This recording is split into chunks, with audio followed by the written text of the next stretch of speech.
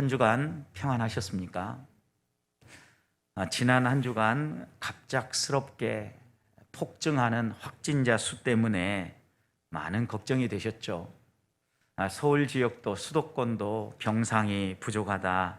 그리고 전국적으로 유행되어지는 단계다. 이제 이렇게 폭증하고 더 막아서지 못하면 의료 체계가 붕괴된다. 여러 이야기를 들으면서 우리의 마음이 무거웠습니다. 그런데 저는 이런 이야기를 들으면서 한 가지 또 마음속에 저절로 기도가 나온 것은, 하나님, 이 민족을 사랑하시는데 그냥 이대로 내버려 두지 마시고 은혜를 베풀어 주시고 또 지혜롭게 이 모든 일들을 헤쳐나갈 수 있도록 은혜를 베풀어 주시옵소서라는 기도가 저절로 나왔습니다.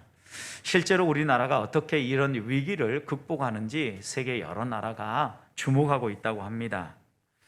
아무리 우리가 이렇게 흔들리고 어려운 상황을 만나도 이런 어려운 상황에서 흔들리지 않는 사람들이 필요합니다. 그런데 어려운 상황을 만날 때 흔들리지 않는 가장 중요한 이유는 그것을 어떻게 헤쳐나가고 어떻게 대처하면 어떤 결과가 나올 것인지에 대한 충분한 경험과 또한 데이터를 가지고 있는 사람들이 있다면 훨씬 더 안정적이죠. 우리는 이걸 가르쳐서 먼저 경험하고 경험한 근거를 토대해서 어떻게 일을 처리해야 될지에 대해 모든 이해를 가지고 있는 사람들이라고 말할 수 있지요. 다른 말로 표현하면 이런 일들은 우리가 반복하면서 하나의 믿음을 형성하는 거죠.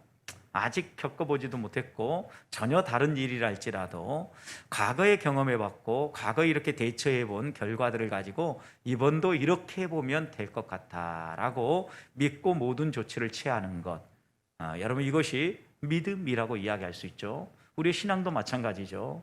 우리의 일상생활 가운데서 하나님이 나와 함께 하시고 나를 만져주시고 나에게 일해 주신 것, 우리가 하나하나 곰곰이 생각해 보면 지금 당장 만난 여러 상황들도 정확한 해법과 정확한 하나님의 응답은 귀담아 듣지는 못했다 할지라도 이제껏 하나님이 나와 함께 하시고 우리 민족을 만지신 걸 보면 이 일도 이렇게 하실 거라는 기대가 생기는 거죠. 여러분, 이런 믿음이 있을 때 여러 가지 혼란스러운 상황에서도 우리가 흔들리지 않고 나아갈 수 있는데요. 세계 여러 나라가 우리나라가 이 3차 대유행을 어떻게 극복하는지 눈여겨보고 있는데, 지난 주간에 특별히 프랑스에 있는 신문 가운데 르피가로라는 신문에 우리나라의 이 방역에 대하여서 특집처럼 이렇게 다룬 기사가 실렸습니다. 우리나라가 방역을 이제껏 잘 해왔고 앞으로도 잘할 것이다라는 관점에서 글을 썼는데요. 한국인들의 문화 코드에 배어있는 위기 대응 능력과 기동성이 한국 방역의 모델이 되고 있다 그랬습니다.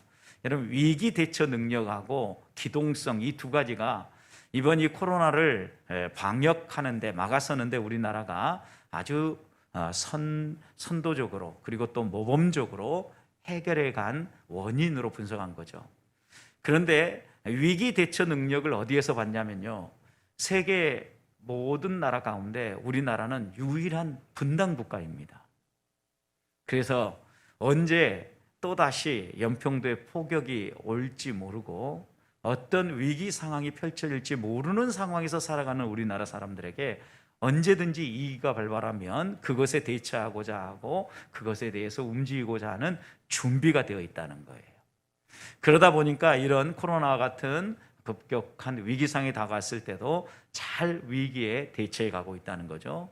또 하나는 우리나라는 그 어떠한 나라보다도 민첩하고 기동성이 뛰어나다는 거예요. 예로부터 여러 민족의 상황이 이런 민첩함과 기동성을 만들어냈는데, 특별히 코로나19 이 감염도 시간과 매우 밀접한 영향이 있잖아요. 그래서 이런 민첩함, 기동성이 우리나라의 좋은 방역 모델을 만들어냈다는 거예요.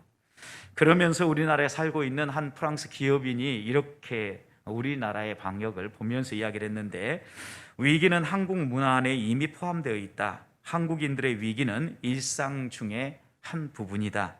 위기는 한국을 마비시키기는커녕 더 강하게 만든다. 이렇게 한국을 돌아보면서 글을 남겼습니다. 사랑하는 성도 여러분, 정말 어떻게 생각해 보면 우리가 살아가는 이 시대가 여러 가지 어려움 가운데 노출되어 있는 게 사실입니다. 그런데 우리의 이제껏 살아왔던 삶을 보고 여러 가지 위기를 대처해 왔던 우리 민족의 민족성을 돌아본다면 저는 지금 이 코로나 위기 제3차 대유행도 지혜롭게 잘 대처해 가리라고 믿습니다. 왜냐하면 우리에게 실제로 위기는 어떻게 대처하느냐에 따라서 위기로 끝나는 것이 아니라 기회로 변화될 수 있기 때문입니다. 우리가 기회의 신이라고 할 때 제우스의 아들을 생각하죠. 제우스의 아들 기회의 신 카이로스를 이야기를 합니다. 그런데 이 카이로스는요, 앞에서 보면 보통의 여느 사람과 별 다를 바가 없다는 겁니다. 머리카락이 앞으로 내려왔고 앞모습으로 볼 때는 그 사람이 기회의 신인지 아닌지 구분조차 안 된다는 거죠. 그런데 이 신이 지나가고 나면 기회의 신이라는 게 분명히 알게 되는데요. 왜냐하면 앞에 머리가 이렇게 보통의 사람의 모습을 하고 있어도 뒷머리는 완전히 민 머리여서 머리카락이 하나도 없는 거예요. 근데 그때쯤 이 신이 기회의 신이구나 라고 붙잡으려고 마음먹으면 이미 그 카이로스는 지나가 버린다는 거예요. 여러분, 이유인즉슨 머리가 민머리이기 때문에 잡으려고 해도 잡을 수 없고 또 하나 빨리 잡으려고 해도 큰 날개로 날개짓하며 순식간에 날아가 버린다는 겁니다. 그래서 이 기회의 신에 대해서 이야기할 때마다 우리는 뭘 얘기하냐면 기회는 왔을 때 잡아야 된다. 기회를 놓치지 말아라. 이렇게 세상 사람들은 이야기합니다. 여러분, 그런데 생각해 보십시오. 실제로 기회가 왔을 때 이걸 느끼기가 쉽지 않기 때문에 이게 기회다라고 느끼는 순간은 지나가 버린다는 겁니다. 여러분, 그러면 우리가 그리스도인으로서 하나님이 우리에게 이런 다양한 도전의 기회들을 주시는데 이런 기회들을 어떻게 맞이할 수 있겠습니까? 근데 이런 기회는 대부분 위기와 함께 겸하여 온다는 거예요. 그래서 우리가 일상생활 가운데서 하나님의 백성으로 하나님의 백성답게 어떻게 성실하게 살아가느냐에 따라서 위기가 기회가 되어지기도 하고 또 위기 상황 가운데에서 두려워하지 아니하고 넉넉히 그 문제를 풀어갈 수 있는 하나님의 은혜를 덧입어 해결해 갈 수 있다는 겁니다. 그런 점에서 코로나 위기와 같은 이런 강력한 위기가 우리에게 다가와도 저는 우리들이 하나님을 의지하고 하나님을 바라보고 믿음 안에 서 있는다고 하면 결코 넘어지지 아니하고 넉넉하게 이겨낼 수 있으리라고 믿습니다. 하나님께서 우리들뿐만 아니라 우리 국민들에게도 똑같은 대처 능력을 주시면 철저하게 이 모든 위기를 이겨내려고 하는 방역 당국과 또 국민들이 힘을 보태어서 어떻게 대처해야 될 것인지, 지금은 집에 머물러야 될 시기입니다 라고 하면 접촉을 최소한하고 또 방역 수칙을 철저하게 지키면서 우리가 다시 한 번 더 이 위기를 넘어선다면 얼마든지 우리가 이 모든 것들을 견딜 수 있다는 거죠. 저는 우리 보배교회 성도들도 이 위기의 시간 동안에 하나님 앞에서 무릎 꿇고 하나님이 내게 주신 은혜가 무엇일까? 이 시간 동안 하나님이 나를 통하여서 이루고자 하시는 것은 무엇일까? 조용히 묵상하고 기도하면서 이 모든 어려운 시기들을 넉넉히 이겨낼 수 있는 성도들이 되시기를 주님의 이름으로 축복합니다. 그런데 바울은 여러 가지 문제와 고통 가운데 있었던 고린도 교회에게 사랑의 길을 이야기하면서 반복적으로 견디어내라, 참아라, 버티어내라, 사랑은 끝까지 버티는 것이다 라고 이렇게 교훈하지 않았습니까? 그런데 그 바울이 이제 사랑의 15가지 특성을 마무리하면서 오늘 우리가 함께 읽었던 8절에서 10절 말씀을 보면 사랑은 언제까지나 떨어지지 않는다라고 이렇게 묘사를 합니다. 떨어지지 않는다. 결코 사랑은 패하거나 중단되어지지 않는다. 사랑은 반드시 열매를 맺는다라고 우리에게 교훈하고 있는 겁니다. 저는 이 어려운 이 길을 우리가 이겨낼 때 영원한 이 사랑의 힘으로 이겨내고 또 하나님이 우리를 사랑하신 것처럼 우리를 또 우리의 이웃들을 사랑하면서 생명의 소중함과 존중함을 마음에 새기면서 다시 한 번 더 끝까지 견디고 버텨내는 우리 성도들이 되시기를 축복합니다. 자, 그러면 가장 좋은 사랑의 길인 사랑은 언제까지나 떨어지지 않는다라는 의미가 무엇이겠습니까? 이 8절 말씀을 보면 사랑은 언제까지 떨어지지 아니한다라고 얘기했는데, 이 떨어지지 않는다는 것은 고대 지중해 연안의 길들을 생각하면 금방 이해를 할 수 있다고 합니다. 고대 지중해 연안의 길들은 매우 좁고 산 옆으로 난 길들이었다고 합니다. 그러다 보니까 이 길들을 다니다 보면 위험하고, 또 어떤 길들은 낭떠러지로 떨어지기 십상인 이런 길들도 있었다는 겁니다. 그런데 여러분 생각해 보십시오. 바울은 전도 여행을 하면서 계속 이런 길들의 위험을 만났을 것입니다. 이런 위험한 길들을 만나도 거기에서 멈춰서지 아니하고 계속해서 끝까지 복음을 증거하기 위해서 1차 전도 여행, 2차 전도 여행, 3차 전도 여행까지, 그리고 그가 생각할 때 그 당시에 세계관 속에서 땅끝이라고 여겨지는 스페인에 가기까지 그는 열심히 복음 전도를 위해서 애쓰지 않습니까?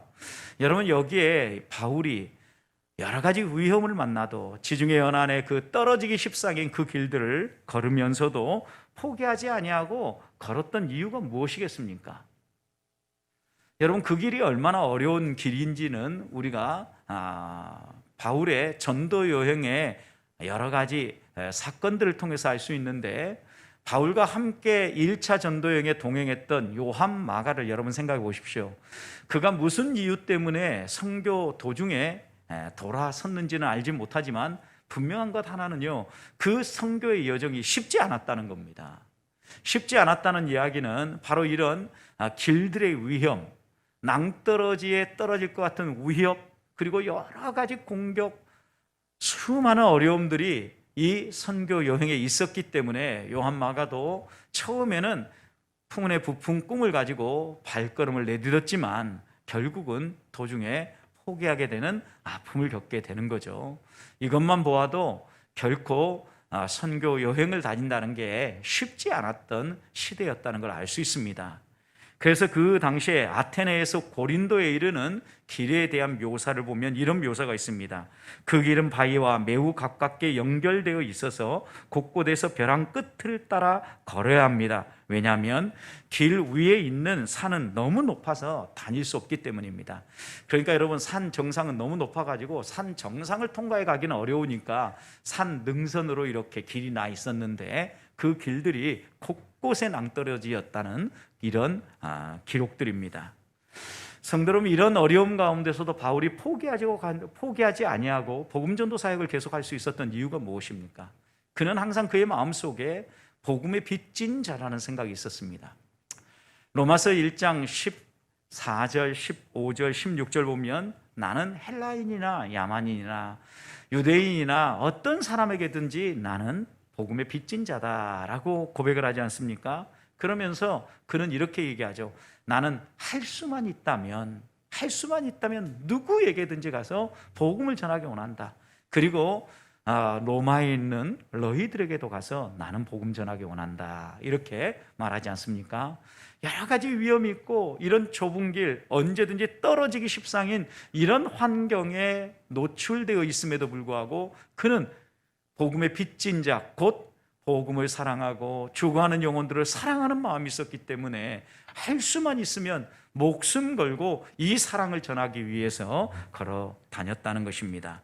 그런 점에서 오늘 본문에서 떨어지지 않는다라는 것은 여러 가지 위험 가운데 목숨을 잃을 이런 환경 가운데에서도 내가 포기하거나 중단하지 아니하고 그 길을 끝까지 걸어간다라는 의미예요.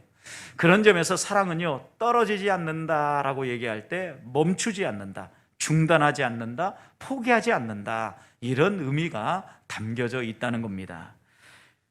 사랑하는 성도 여러분, 사탄은요 지속적으로 우리를 넘어뜨리고자 하는 존재이지 않습니까? 그래서 우리가 어떤 믿음의 길을 걸어갈 때 사탄은 항상 우리 앞에 장애물들을 놓습니다. 어떻게 생각해보면 올 한 해 동안도 이런 코로나19로 인하여서 여러 가지 어려움들 겪으며 지나가고 있는데, 우리가 이런 위기 가운데 흐트러지지 말아야 될 것은 예배당에서 예배하든 우리의 가정에서 예배하든 사단이 우리를 흔들 틈새를 보이지 않는 겁니다. 사단은요, 간교하고 교모하기 때문에요, 우리가 틈을 조금만 보여도 그 틈을 비집고 들어오거든요. 예배에 넘어지게 만들고, 믿음의 사람으로서 넘어지게 만들고, 사랑의 삶을 살지 못하도록 어떻게 쓰든지 중단하게 만드는 게 사단의 목표라는 겁니다. 그런데 하나님이 주시는 이 사랑은요, 떨어지지 않아요. 중단하지 않는다는 겁니다. 하나님과 우리 사이에 맺어진 사랑에 대해서도 바울은 로마서 8장에서 그렇게 얘기했죠. 하나님과 우리의 맺어진 이 사랑의 관계를 무엇이 끊을 수 있으리요 이랬어요. 무엇이. 그러면서 그 무엇에 대해서 로마서 8장 38절에서는 이렇게 이야기를 합니다. 내가 확신하노니 사망이나 생명이나, 내게 쌍을 줘요. 사망이나 생명이나. 이것은 여러분 우리의 목숨을 위협하는 일들이죠. 그 다음 천사들이나 권세자들이나 이 세상에 어떤 강력한 힘을 가진 세상의 공중 권세를 잡은 자나 하나님의 뜻을 전달하는 천사나 그 무엇도 사랑에서 끊을 수 없는 것들이라는 거죠. 그리고 두 쌍이 더 나오는데 그 다음 이어서 나오는 것은 현재일이나 장래일이나, 시간이죠. 시간, 현재와 장래. 그 다음 높음이나 깊음이나, 이것은 장소를 이야기합니다. 그러니까 우리가 어느 곳에 있든지 어떤 시간에든지, 그리고 세상에 어떤 권력이라든지 아니면 우리의 목숨을 위협하는, 생명을 위협하는 어떤 일들이 있다 할지라도 하나님과 우리 사이에 맺어진 이 사랑의 관계는 어떤다? 끊어지지 않는다. 끊을 수 없다. 하나님이 우리와 함께 맺은 이 사랑은요, 끊으려고 해도 끊을 수 없는 관계입니다. 여러분, 그런 점에서 사랑은요, 끊어지지 않아요. 중단되지 않고 떨어지지 않는다는 겁니다. 그래서 하나님께서는 이런 하나님의 사랑을 본받아 우리에게도 사랑을 해라. 사랑은 떨어지지 않는 것이다. 사랑은 중단되지 않는 것이다. 끊어지지 않는 것이다. 영원히 남을 것이다. 이렇게 우리에게 교훈하고 있는 겁니다. 그래서 사랑하는 성도 여러분, 다시 한 번 더 우리들이 하나님의 말씀을 따라 이런 사랑의 삶을 살고 있는지, 중단하지 아니하는 사랑. 여러분, 중단하는 사랑은 어떤 사랑입니까? 나에게 어떤 반대급부가 있고 이 사랑을 함으로 말미암아 내게 무언가가 좋은 일들이 일어나면 사랑을 하지만, 사랑을 함으로 말미암아 고난이 다가오고 고통이 다가오면 그 사랑을 포기해버립니다. 여러분, 그런데 이런 사랑은요, 진정한 의미에서 사랑이라고 말할 수 없지요. 조건적인 사랑인 거죠. 나의 필요 때문에 사랑하는 거죠. 여러분, 이런 사랑이 아니라 하나님이 우리에게 보여주신 참 사랑은요, 중단하지 않아요. 어떤 외부의 환경과 공격 속에서도 멈추지 아니하고 끝까지 가는 것, 이것이 사랑이다 라고 말한다는 것입니다.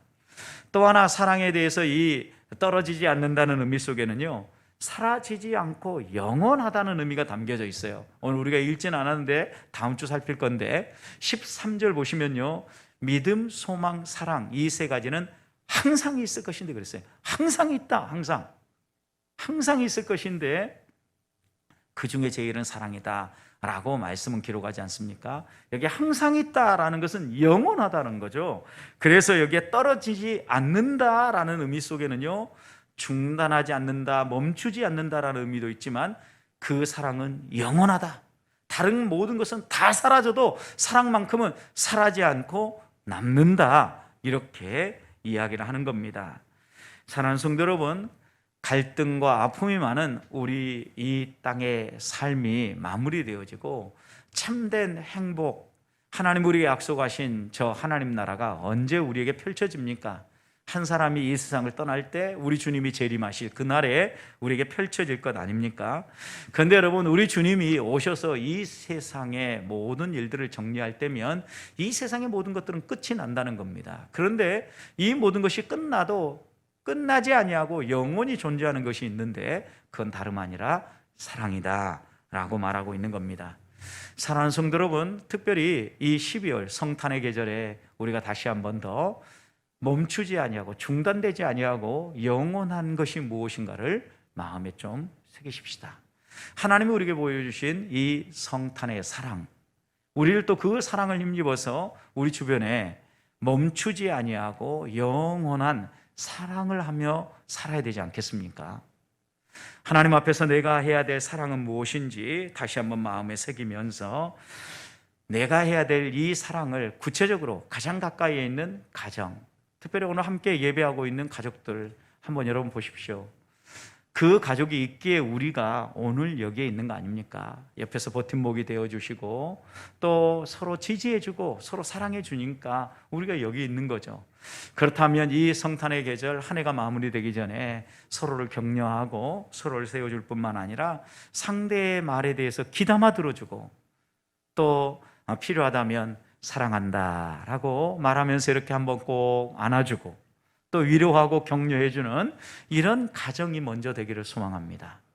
중단되지 아니하고 영원한 이 사랑이 결국 우리의 가정을 건강하게 세우고 더 나아가서 영적인 우리 가정인 교회를 하나님께서 견고하게 세워주시라고 믿습니다.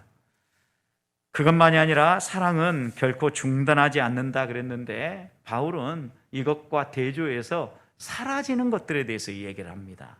8절 보십시오.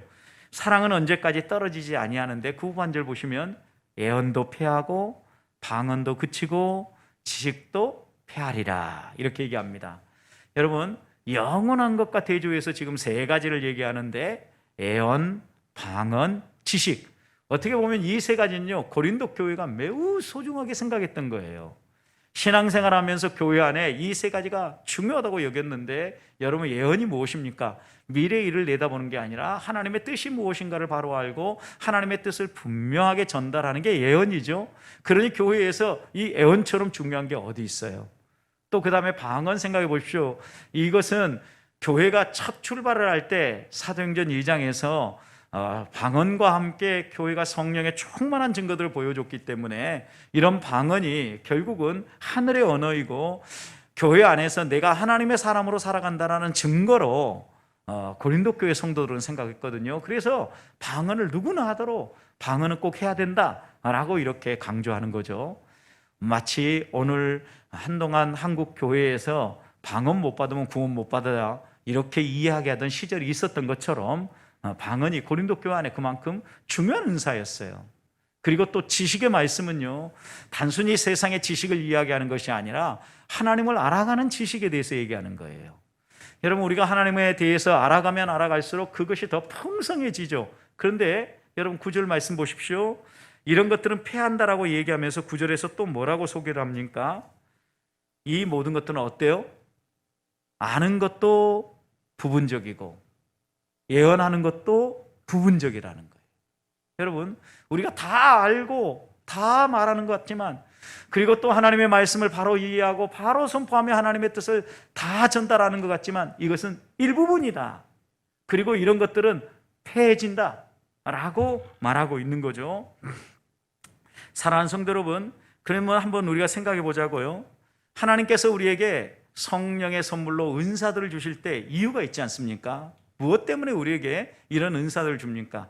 왜 고린도 교회 예언이 필요했고 왜 고린도 교회 방언이 필요했고 왜 지식이 필요했습니까? 하나님께서 이런 은사를 주실 때에는 그 교회에 필요가 있기 때문이죠. 그 교회가 건강하게 하나님의 교회로 세워지게 하기 위해서 하나님께서 이런 은사를 주신 거죠. 특별히 예언의 은사 같은 경우는요 그 성도들이 세상에 오염되어 살아갈 때요 오염되지 아니하고 구별되게 살아가도록 하나님의 말씀을 바로 붙잡고 살아가도록 이런 은사를 주신 거죠. 유다서에 보면 그래서 창세기의 에녹 그리고 노아 시대의 삶을 돌아보면서 유다서 1장 14절에서 이렇게 기록을 합니다. 아담의 7대 손 에녹이 이 사람들에 대하여도 예언하여 이르기를 보라 주께서 그 수만의 거룩한 자와 함께 임하셨나니 라고 기록을 하고 있는데 이 말씀을 통하여서 교훈하려고 하는 바는 이런 것들입니다. 에녹도 예언의 기능을 사용하여서 예언했다는 거예요. 그 시대 사람들에게 하나님의 뜻이 무엇인가를 선포하고 하나님과 동행했던 에녹이 이 세상 사람들도 하나님과 동행하도록 권했다는 거예요. 여러분 그러니까 생각해 보십시오. 하나님께서 우리들에게 어떤 성령의 은사들을 주는 것은요 그 당시에 교회에 필요하기 때문에 주신 거라는 거예요. 그런데 이런 예언도 어때요? 패하고 그치고 끝난다라는 거예요. 영원하지 않는다라는 거예요. 바울이 이것을 대조하는 이유가 무엇일까요, 여러분? 한 영혼을 오염된 세상 속에서 오염되지 않도록 거룩하게 살아가도록 격려하는 이 예언, 지식, 그리고 또 방언과 같은 이런 은사들도 분명히 우리에게 필요하죠. 이런 것들이 있음으로 말미암아 더 하나님께 의지하고 더 하나님을 바라볼 수 있지요. 그런데 이런 것들은 폐하여지는 것이다. 그러나 폐하지 않는 사랑이 있다. 비교해봐라. 이런 폐하여지는 것과 영원할 것, 너희 이 둘 중에 어떤 것 선택할 때 더 중요한 것이 너희들은 뭐라고 생각하느냐? 예언하기를, 그리고 방언하기를, 또 지식의 말씀을 선포하기를 좋아하기보다는 너희가 이것들보다 더 뭘 하라는 거예요? 사랑해라 라고 당부하고 있는 겁니다. 사랑하는 성도 여러분, 그래서 10절 말씀에 이렇게 교훈하죠. 온전한 것이 올 때에는 부분적으로 하던 것이 어떻게 된다? 폐하여진다. 끝난다라는 거죠. 여러분, 예언, 그 다음에 방언, 그리고 또 지식, 이 모든 것들은 부분적인 거라는 거예요. 다 알고 하는 것 같아도 우리가 부분적인 것, 여러분 정확하게 우리가 많이 경험하고 있잖아요. 이 세상에서 우리가 알고 있는 어떤 것들도 배워가면 배워갈수록 더 많은 지식의 세계가 있다는 걸 깨닫게 되죠. 그래서 잘 익은 벼일수록 머리를 숙인다라는 우리의 속담도 있는 것처럼 알아가면 알아갈수록 그 세계가 더 풍성하다라는 것을 우리가 깨닫게 되는 거죠. 그러니 이 세상에 있는 것들은요, 우리가 아무리 많은 걸 안다고 해도 부분적으로 알고 있는 거라는 거죠. 그리고 부분적으로 예언하는 거고. 그래서 바울은 오늘 우리들에게 이런 부분적인 것들은 온전한 것이 온다면, 완성된 것, 충만한 것, 풍성한 것, 이런 것들이 온다면 사라진다는 거죠. 예를 들어서 예수 그리스도의 성탄에 대해서 소개했던 이 모든 것들도요, 때가 참에 그 예수 그리스도가 왔어요. 어떻게 됩니까? 예수 그리스도에 대한 예언이 이제 예수 그리스도 오심으로 말미암아 완성되어지고 예수 그리스도를 모두가 다 알아보게 되는 거죠. 그러나 자기의 생각에 사로잡혀서 자기 방식대로만 이해하려고 했던 유대인들은요, 이 땅에 빛으로 오신 예수 그리스도가 들어와도 깨닫지 못하는 거죠. 부분적인 것, 이 세상의 것에 온통 집중해서 그것만 붙잡고 있으면 보이지 않는 거죠.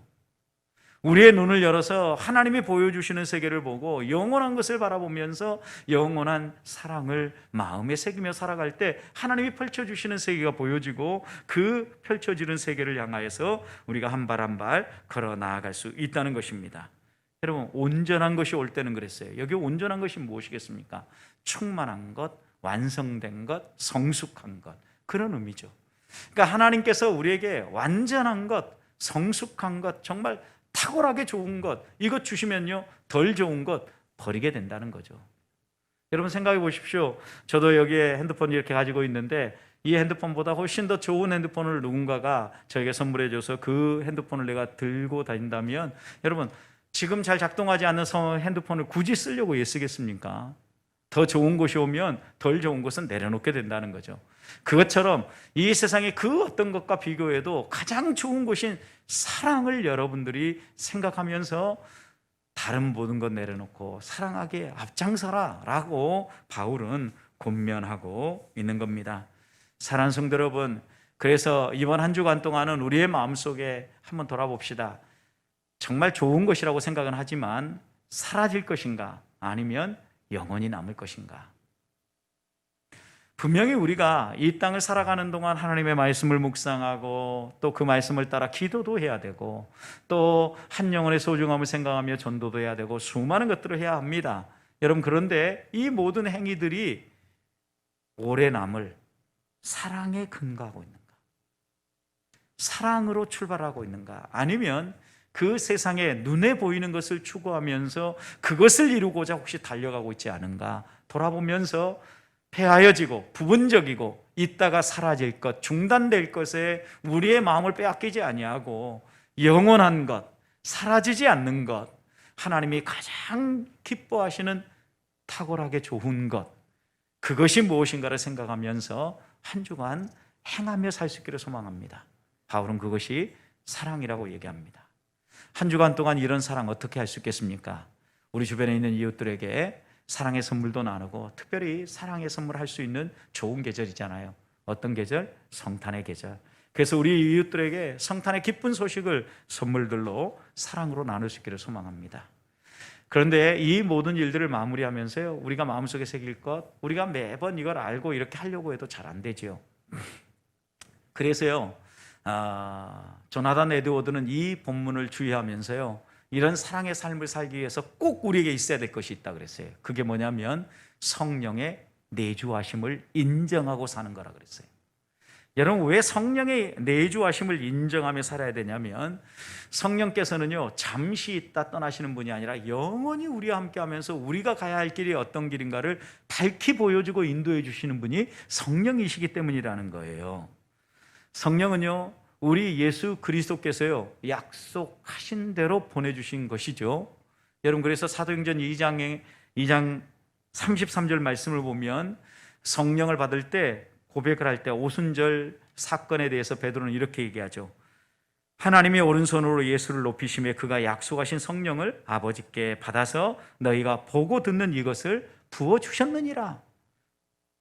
약속하신 성령을 예수 그리스도께서 아버지께로부터 받아서 우리들에게 부어주셨다라고 얘기하죠. 본래 인간은요 하나님의 영을 품고 창조되었죠. 에덴 동산에서도 성령과 함께 더불어 살아가는 존재였어요. 하나님의 영을 품고 살아가는 사람이 이 땅의 인간이었는데 범죄함으로 말미암아 이 영이 떠나죠. 여러분, 죄로 말미암아. 그래서요 구약 시대에는요 인간이 범죄하고 하나님을 거부하면 우리 안에 거하시는 성령이 떠나신다라고 얘기한 거죠. 하나님의 영이 함께했던 사울도 범죄하고 하나님을 대적하는 행위를 반복할 때 그에게서 하나님의 영이 떠나지 않습니까? 구약의 영은 이렇게 떠나갔어요. 그런데 신약 사도행전 2장 오순절 성령 강림과 함께 우리에게 강림한 이 성령은요 떠나지 않는 영이에요. 떠나지 않는 영. 예수 그리스도께서요 핏값을 치르고 우리에게 보내주신 영이에요. 예수께서 이 땅에 오셔서 자기의 모든 구원 사역을 마무리하고 떠나가시면서 요한복음 14장 16절 17절에서 이렇게 얘기하죠. 내가 아버지께 구하겠으니 그가 또 다른 보혜사를 너희에게 주사 영원토록 너희와 함께 있게 하리라. 여러분, 영원토록 함께 있게 하기 위해서 예수 그리스도께서 우리에게 또 다른 보혜사를 떠나면서 예수님 대신 보내주신 겁니다. 그러면서 17절 얘기합니다. 그는 진리의 영이니 세상은 능히 그를 받지 못하나 이는 그를 보지도 못하고 알지도 못함이라. 그러나 너희는 그를 아나니 그는 너희와 함께 거하시며 너희 속에 계시겠습니다. 우리와 함께 계실 뿐만 아니라 우리 속에 거하면서 영원히 떠나지 아니하고 함께하는 성령의 내주를 기억하고 인정하는 거예요. 여러분, 그리스도인은 그래서 로마서 8장에 그렇게 얘기하죠. 너희 속에 그리스도의 영이 없으면, 성령이 안 계시면 그리스도의 사람이 아니다. 여러분, 그렇다면 우리가 영원히 남을 이 사랑의 삶을 어떻게 살아갈 수 있겠습니까? 방법은 한 가지입니다. 내 힘과 내 방법이 아니라, 내 열심이 아니라 내 안에 계신 성령의 내주를 인정하는 겁니다. 영원히 떠나지 않은 이 성령께서 원하시는 게 무엇이겠습니까? 하나님의 말씀을 따라서 사랑하며 살아가는 것을 누구보다도 우리 성령 하나님께서 원하신다는 겁니다. 그래서 한 주간 살아갈 때 내 안에 성령이 계심을 먼저 인정해야 합니다. 그리고 그 성령 하나님께서 내 삶을 주관하고 인도하시도록 하나님 앞에 무릎 꿇고 기도하면서 하나님께서 감동을 주실 때, 성령께서 내게 감동 감화를 주실 때 그 감동 감화 주시는 대로 순종하며 살고자 해야 합니다.